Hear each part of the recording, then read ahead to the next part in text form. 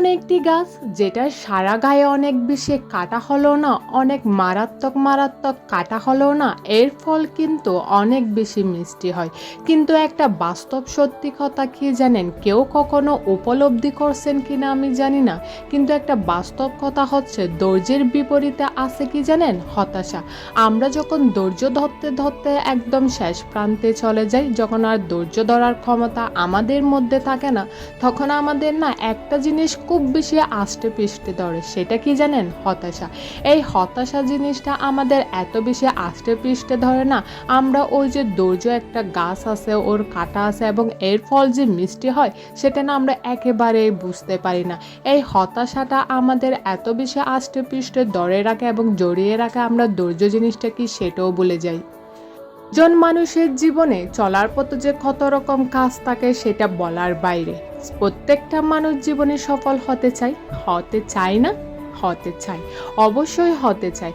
এই যে হতে চাওয়ার মধ্যে না কোনো একটা কাজ শুরু করে, কেউ কিন্তু আজ পর্যন্ত কখনো এটা বলতে পারবে না সে কাজ শুরু করার সাথে সাথে না একদম ফল ভোগ করছে। আমার মনে হয় না আজ পর্যন্ত 100 জনের একজন এরকম আছে। যদি একজন থেকে থাকে না, আমি বলবো সে একজন লাকি মানুষ। কিন্তু ওই 100 জনের মধ্যে একজন যদি লাকি মানুষ হয় আর 99 জনকে আনলাকি, কখনোই না। আসলে আমাদের ভাগ্য পরিবর্তন কিন্তু আমরা নিজেরাই করতে পারি। মানুষের ভাগ্য নির্ধারিত, এটা কিন্তু স্বাভাবিক কথা। কিন্তু একটা কথা কি জানেন, এই ভাগ্যটা না আমরা আমাদের পরিশ্রম এবং আমাদের চেষ্টার মাধ্যমে না এবং ধৈর্যের মাধ্যমে না পরিবর্তন করতে পারি। সেটা আমরা কম বেশি সবাই জানি, কিন্তু মানতে খুব সহজে কেউ চায় না।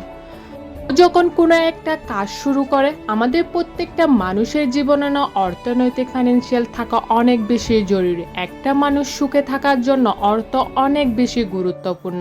যারা বলে না অর্থ দিয়ে কোনো কিছুই হয় না, ভালোবাসা থাকলে হয়, আসলে আমি মনে করি কি জানেন, ওরা কখনোই না টাকা ইনকামই করে নাই। যদি তারা টাকা ইনকাম করতো না, তাহলে তারা বুঝতে পারতো জীবনটা কী জিনিস এবং সুখ কী জিনিস। তারা হয়তো ওইটাই জানে না যে 2 দিন ভালোবেসে 3 দিন যদি উপোস থাকে না, ওই তৃতীয় দিন বা চতুর্থ দিন না ওই ভালোবাসাগুলো না একদম জানালা দিয়েও পালাই যায়। আর যদি নাও পালায় না, ওই সংসারে প্রতিনিয়ত ঝামেলা কিন্তু লেগেই থাকে। আসলে একটা কথা কি জানেন, এই দুনিয়াতে প্রত্যেকটা মানুষের সুখে থাকার জন্য টাকা অনেক বেশি ইম্পর্টেন্ট। আর এই টাকা যখন আয় করতে যাই, আমরা যখন কোনো একটা কাজ শুরু করি, তখন আমরা না কোনো একটা কাজে যদি সফল না হয় অনেক বেশি হতাশ হয়ে পড়ি। সংসার জীবনে গ্লানি এবং কাজের ক্ষেত্রে অসফলতা এবং অনিশ্চয়তা আমাদের এত বেশি আষ্টে পৃষ্ঠে ধরে ফেলে না, আমরা ধৈর্য জিনিসটাকে ভুলে কী করি জানেন, একেবারে হতাশ হয়ে যায়। হতাশ হতে হতে যখন আমাদের দেয়ালে একদম পিঠ টেকে যায়, তখন আমরা খারাপ কিছুই চিন্তা করে ফেলি। হয়তো আমরা আমাদের ভাগ্যকে দোষারোপ করি, না হলে ওভাবেই কিন্তু আমরা আমাদের জীবনটাকে চালিয়ে নিয়ে যাই।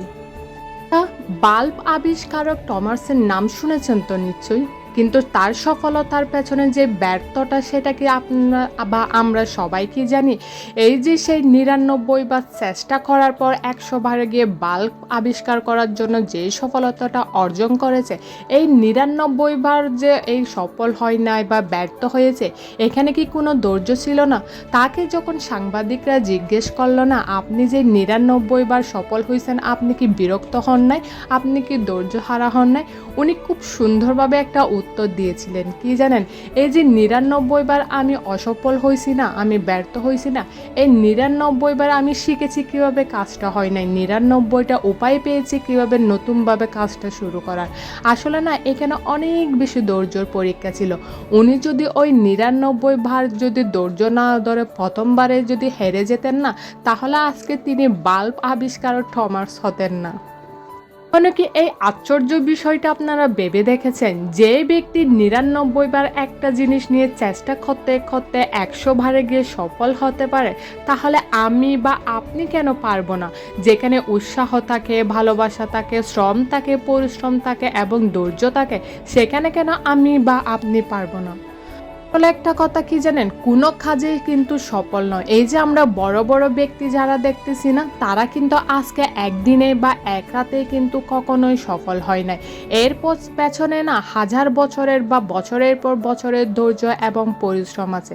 সেটা আমরা উপলব্ধি করলে অবশ্যই বুঝতে পারবো। সেটা হয়তো যখন আমরা সেই পরিস্থিতির মধ্যে দিয়ে সফলতা অর্জন করব। যখন আমরা সফল হয়ে যাব না, তখন বুঝতে পারবো হ্যাঁ নিশ্চয়ই উনিও এভাবে সফল হয়েছে। উনিও অক্লান্ত পরিশ্রম এবং ধৈর্য এবং বারবার চেষ্টার মাধ্যমে কিন্তু সফল হয়েছে। কথা বাদে দিলাম, একজন গৃহিণী যখন সংসার করতে আসে, মানে বিয়ের পর যখন তার নতুন সংসারে সে আবির্ভাব ঘটে, সে কি এত সহজে একটা নতুন পরিবারে অ্যাডজাস্ট হতে পারে বলুন তো? সংসার নারীরা বলে যাবেন, আপনি বা আমি কেউ কি এত সহজে একটা নতুন সংসারে আমরা অ্যাডজাস্ট হতে পেরেছি? এখানে কি আমাদের পরিশ্রম ছিল না? এখানে কি আমাদের ধৈর্য ছিল না? এই ধৈর্যের ফল ধরতে ধরতে কি এক সময় কি আমরা সুখে সংসার করি না? অবশ্যই করি। অনেকেই করে, আবার অনেকেই না হতাশ হয়ে যায়। অনেকে কিন্তু আবার ভাগ্যের দোষারোপ দিয়ে আমরা ভাগ্যের কাছেই কিন্তু হেরে যাই।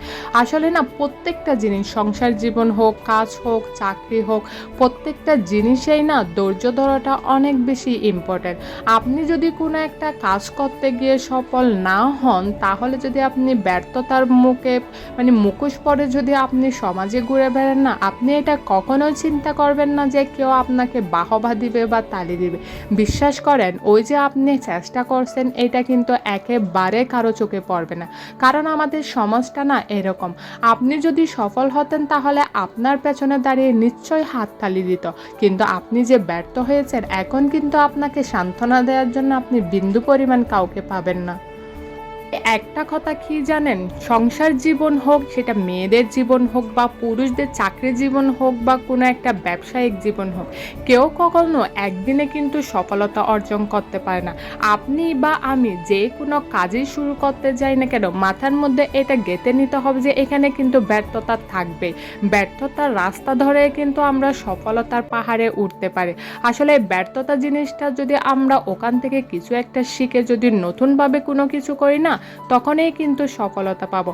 এটা যদি আপনি নিজের মধ্যে গেঁথে নিতে পারেন এবং আত্মবিশ্বাস ধারণ করতে পারেন না, এবং সেই অনুযায়ী যদি পরিশ্রম করতে পারেন না, তখন দেখবেন আপনার জন্য কিন্তু সফলতা নিচ্ছেন। ওই যে যারা সফল হয়েছে, যারা সফল ব্যক্তি আছেন না, এক সময় এসে দেখবেন কি আপনিও তাদের কাতারে এসে দাঁড়াইছেন।